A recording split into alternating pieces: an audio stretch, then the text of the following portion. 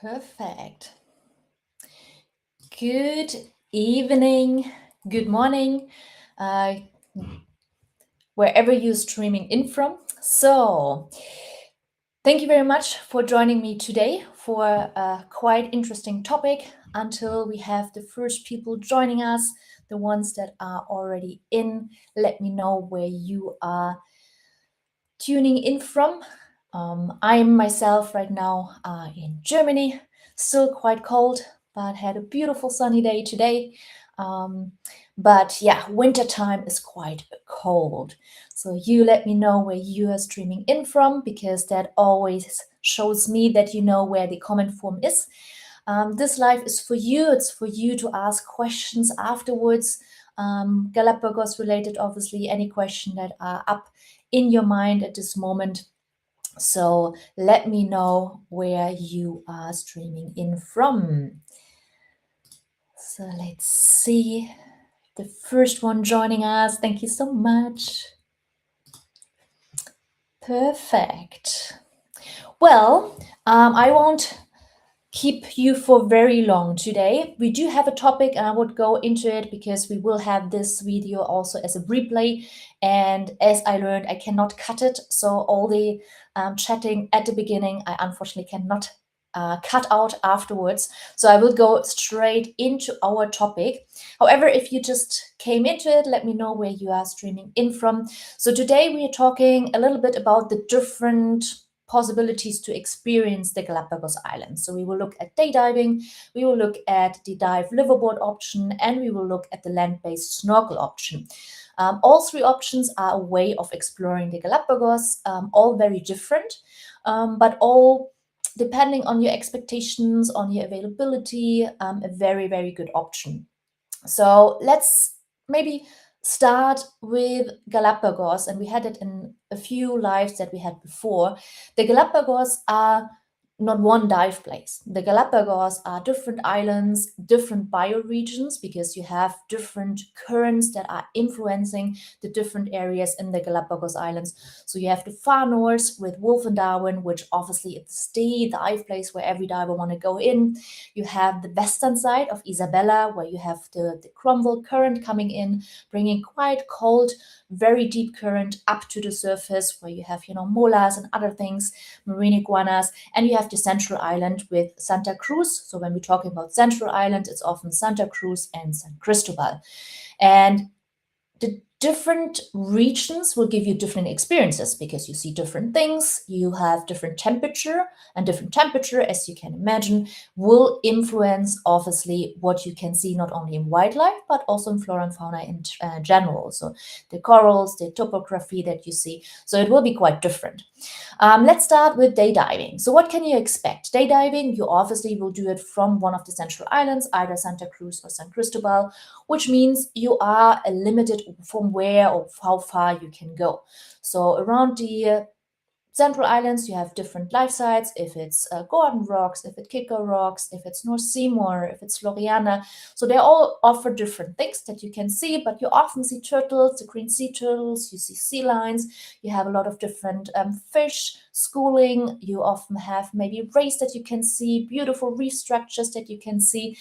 And depending on where you go, you also have the chance to see sharks, for example, white-tip sharks. Sometimes you do have the chances to see a couple of hammerheads, obviously, and other species.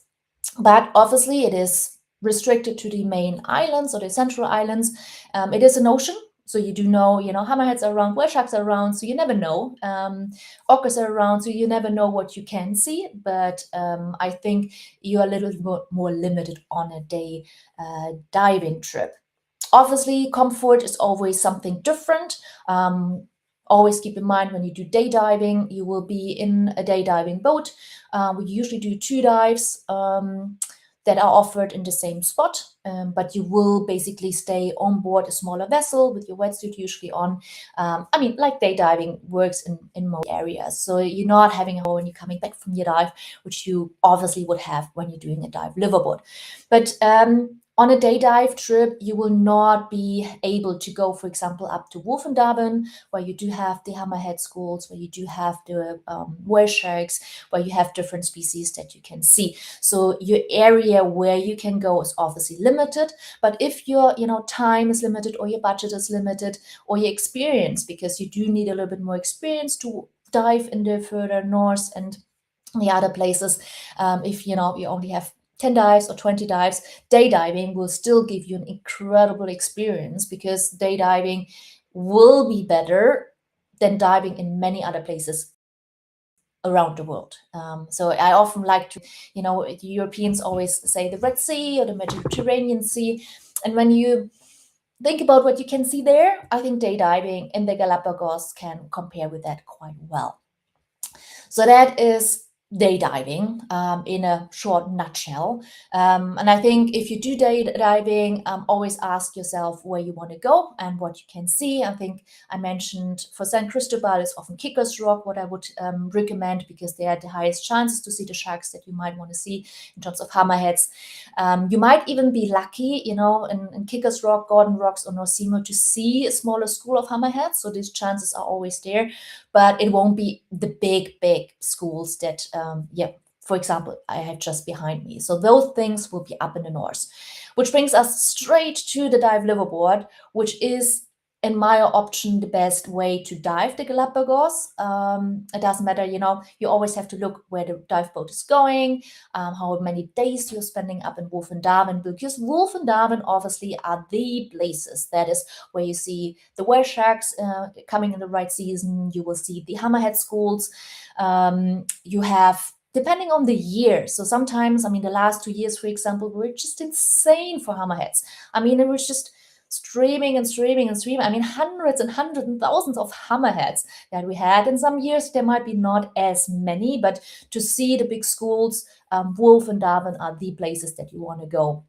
And obviously that picture behind me is from Wolf and Darwin, which is the sharkiest place. So we often talk about hammerhead schools because that is obviously the main focus, but you also have the whale sharks, you have the Galapagos sharks, which are quite interesting because they're really massive and interesting sharks. The sticky sharks, which are a little bit sneaky, you quite have it very often. You have eagle rays, you have, fur seals, you have, so many big schools, like you have the tunas, the big Ajax, and you have so much that goes on up in the north.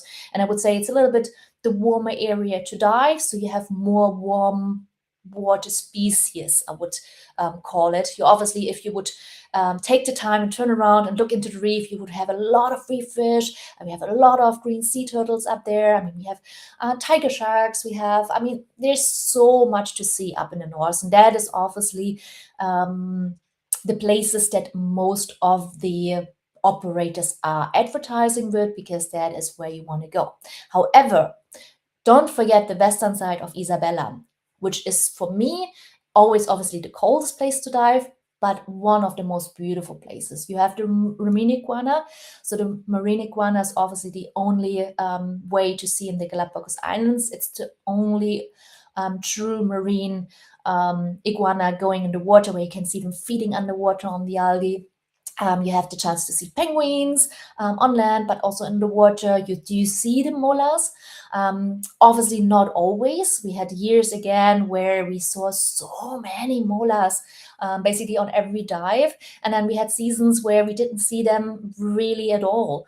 So you never really know, but the colder season usually tends to be better to see them. We sometimes, see the orcas.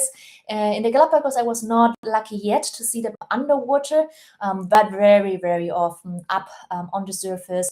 And you do know that they're around. So I'm sure if I keep diving, I will see them underwater in the Galapagos as well.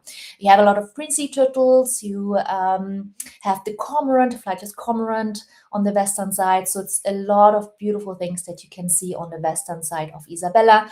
So, and we do spend obviously also a bit of time on the Central Islands. So you often do your check dive in the Central Islands. where most of the people then doing their day diving. But we also have different places, Cape Marshall, for example, where you often can see manta rays and different species. So that is obviously the advantage of a dive liveaboard, that you get to places where you cannot get with day diving, and where you can see what a marine reserve can look like. Because in the Galapagos, when you go and dive in the Galapagos, you really feel it is protected. The sheer number of animals that you can see, I mean, if it's hammerheads, if it's, rays, if it's other shark species, it's magical. I mean, it's quite remarkable. And obviously with the liveaboard, it gives you the chance to go up there. If you're booking a dive liveaboard, always look where they're going. Do they go to the north? How long did they spend? Do they go to the west if you want to go to the west? Which season you're going? We talked about peak season is usually June, July until October, November, depending what your focus is. And it's obviously much more comfortable. So you're doing your dive, you're coming back, you're having a hot shower, you're having, your hotel traveling with you. You're not having to sit like in day diving in a wetsuit for the whole day to do 2 dives. And it is quite more comfortable, and it does obviously attract a little bit more experienced divers, because the minimum requirement to doing a dive liveaboard is 50 dives and advanced open water. So also the safety on the water is a little bit increased, because you have the same dive group that you're always going diving with, so you have the chance to get used to each other. Often they get paired up with similar air consumption, etc. So also the safety underwater will be increased, obviously, with that. So, I mean, you already feel, obviously, dive liveaboard is my favorite way of exploring the Galapagos Islands. But I also get quite often the question, I mean, actually 2 questions. One question is, well, I'm not a certificate diver. I was thinking about if I should get certified, but does it really is worth to come to the Galapagos if I'm not a diver? And I tell you, yes, it is, because the Galapagos Islands are as beautiful underwater as it is above the water. And we get the question from many of our divers that are joining us for a dive liveaboard. Is it worth, to do another liveaboard, land-based and snorkel-based? What will I see? And you obviously see something totally different. And Galapagos is, even if you don't dive, if you're only coming for a land trip, is so much. I mean, if you love animals and nature, the Galapagos will change you, because there's evolution in its finest. If you see it underwater or on land, I mean, on land you have, the land iguanas that you can see. You have the blue-footed booby, the very famous blue-footed booby. You have the frigate birds. Depending where you're going, they often have the red gula inflated. You have albatrosses, you have the giant tortoises, which are really, really famous for the Galapagos. And I mean, when we're then getting into bird species, and I never have been a bird person, but in Galapagos, it's amazing, just to see how they're all evolved, and to see how they arranged their, life to their habitat, which is quite harsh in certain areas. And I mean, underwater, when you go snorkeling, you often see sea lions, and you see the turtles, and you see sometimes penguins, depending where you're going. You see marine iguanas sometimes underwater. You see snorkeling in the Galapagos, I would say you often see more than quite a few divers, diving in worldwide, let's say in the Red Sea or the Mediterranean Sea, because the Galapagos Islands, as I already mentioned it is a marine reserve. And even you as a snorkeler, you will be amazed. You also have the chance to see the hammerheads.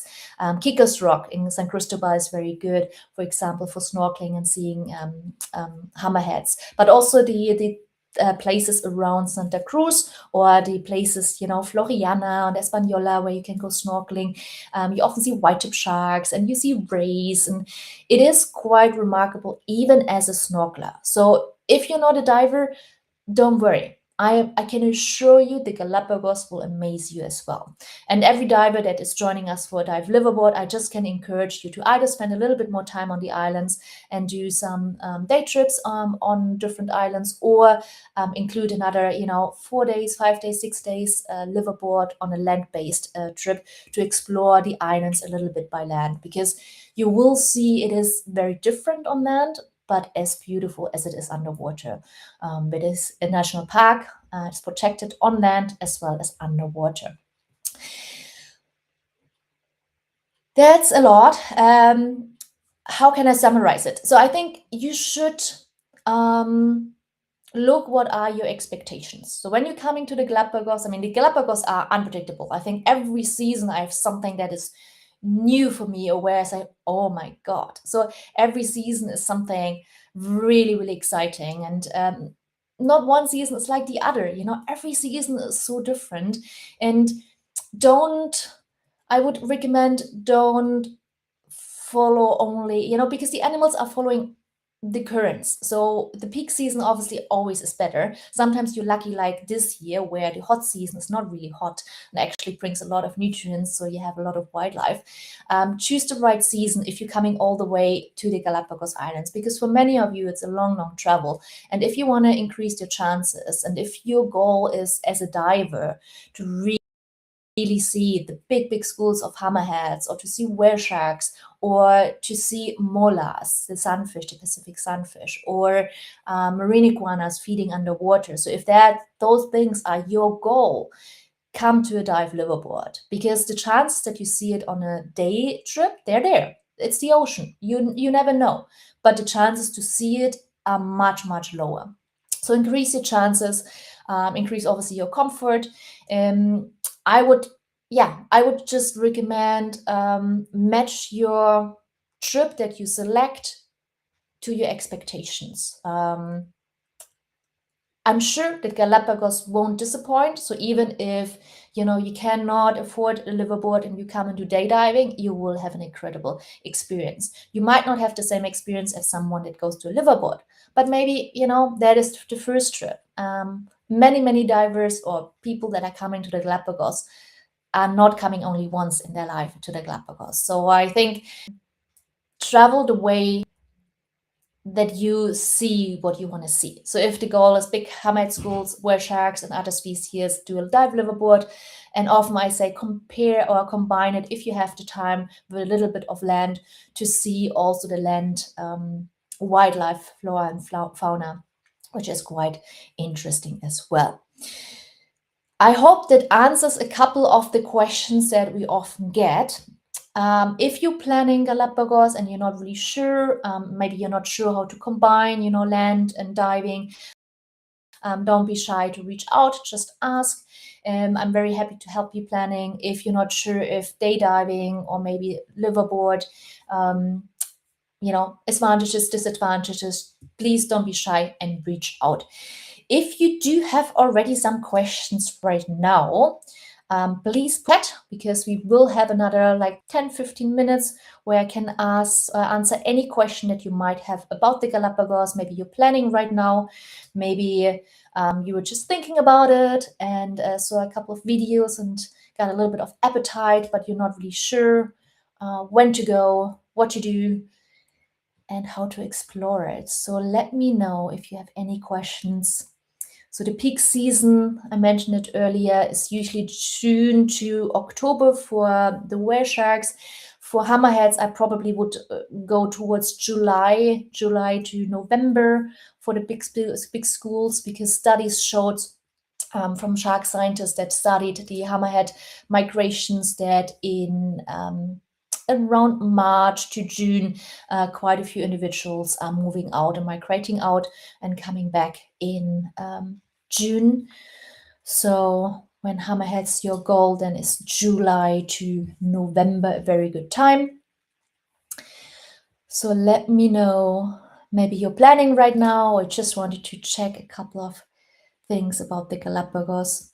I will also put this video online. So if you have any questions that comes up later on, you are too shy to ask the questions here in the chat, that's not a problem. Just write it later on and I will answer it in the chat as well. Otherwise, I don't see any questions. Thank you for so many that you're joining. Really let me know if you have any questions. Don't be shy. Peak season we covered, hammerheads we covered. If you need any guidance, use the time because it is for you. I might not do another live for 3 to 4 weeks because I will embark next week on a ship where it's always a little bit more difficult to do the lives. So use the time right now to have me here if you do have any questions. Perfect. I think there are no questions. Either explained it very good, very well, or I explained it very, very bad. So, okay, I think I don't see any questions. Yeah, I think the last sentence that I just would want to give you is when you're traveling to Galapagos, just choose the format that matches your expectations. Not only look at, maybe budget and availability, maybe check if you can travel in those months that are better. And I'm sure you will have a beautiful, beautiful experience. The Galapagos Islands are a diver's dream, but also on land, very, very remarkable and very magical. So I wish all of you who have already planned the Galapagos an amazing time there. And if you're just considering to plan, I just encourage you to do so.